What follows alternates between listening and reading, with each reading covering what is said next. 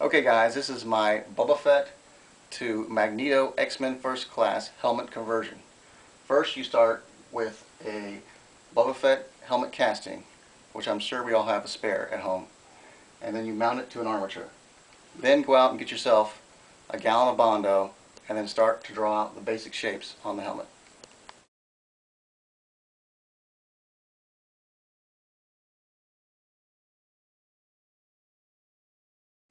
Alright guys, I've got my Bondo and I've got my template drawn on the helmet. Now what we're going to do is sand and fill the details that I want to remove and then add to the helmet.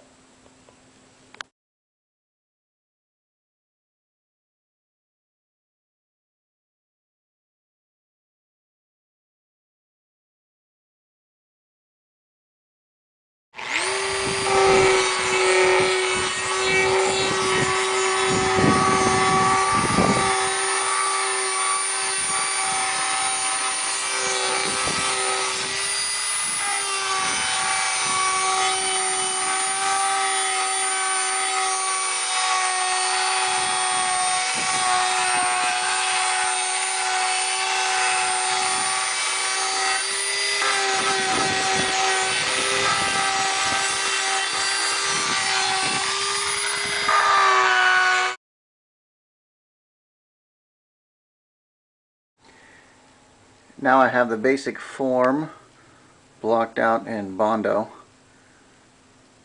and now I will continue to sand and refine the shape.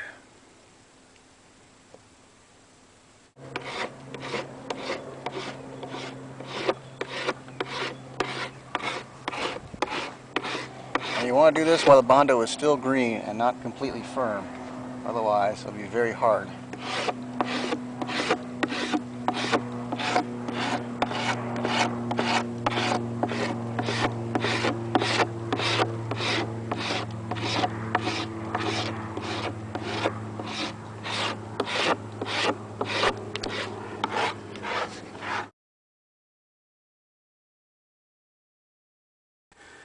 As you can see now, I have cut the helmet, basically quartered the helmet, and cut pie-shaped pieces out of the sides and the back, basically to give me the shape I was looking for and to avoid that bobblehead or chicken bucket look.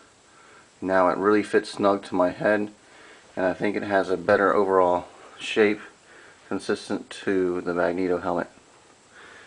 Like here is an example of the piece I cut out from the front to the back,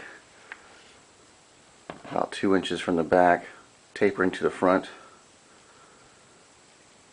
and on the sides it's about 1 inch from the sides. And then I spot glued it back together with some super glue, and now I epoxied it into place, and then I'll reinforce it later on with possibly some epoxy resin on the inside. Now I'm moving on to refining the shape some more, and then I'll start working on refining the cutout and the trim.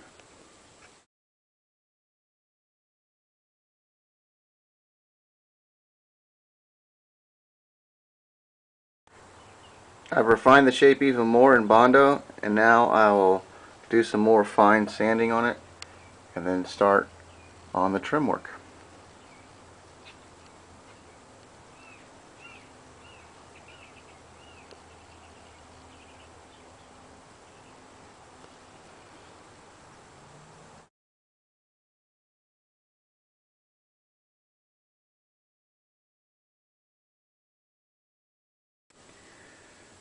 Okay, here's where I'm at.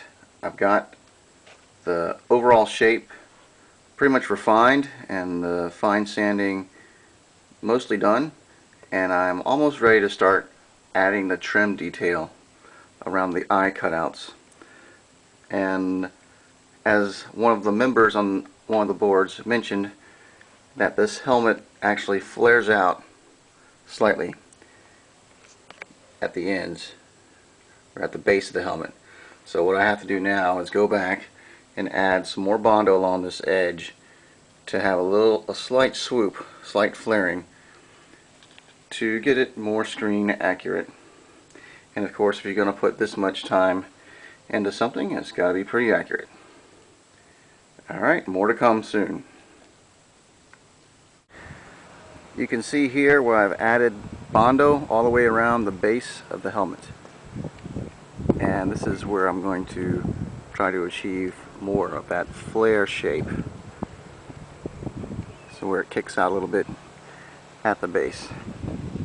And as soon as that Bondo starts to set up, I will take my Sureform tool, this handy little job here, and scrape it away, most of it, before I do any final sanding.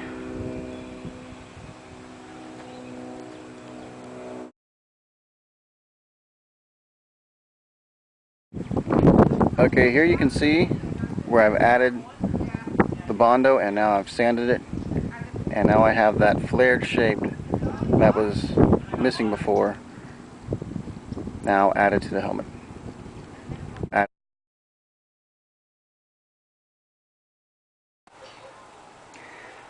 I've now added a crown of Bondo to the top of the helmet and rounded out the shape.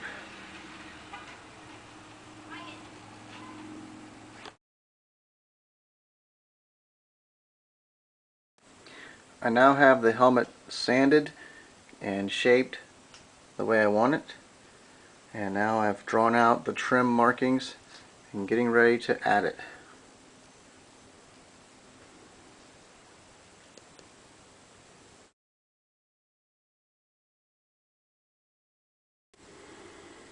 Okay, here you can see where I've taken the clay, some clean clay that I use for mold making, and made a clay wall opposite of the detail, the trim detail that I want to add to the helmet. What I'll do next is take Bondo and smear up into that clay wall to form the trim detail, and then I'll sand it smooth.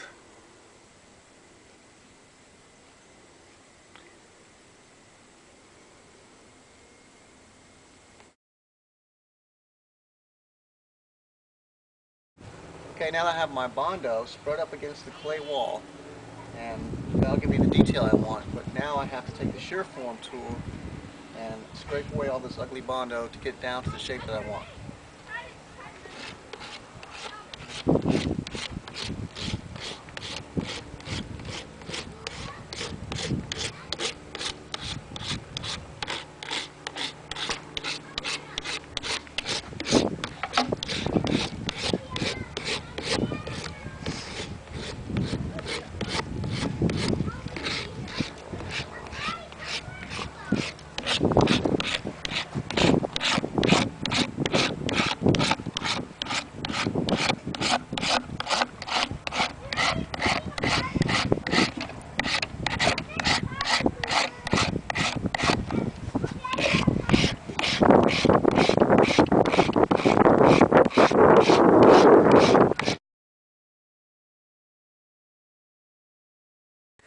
Alright, here's where I am. I've taken the clay wall off and sanded down the trim the best I can right now, and I've got some sanding and filling to do with these pinholes that have emerged from the Bondo. I'll do that and then I'll be ready to prime it.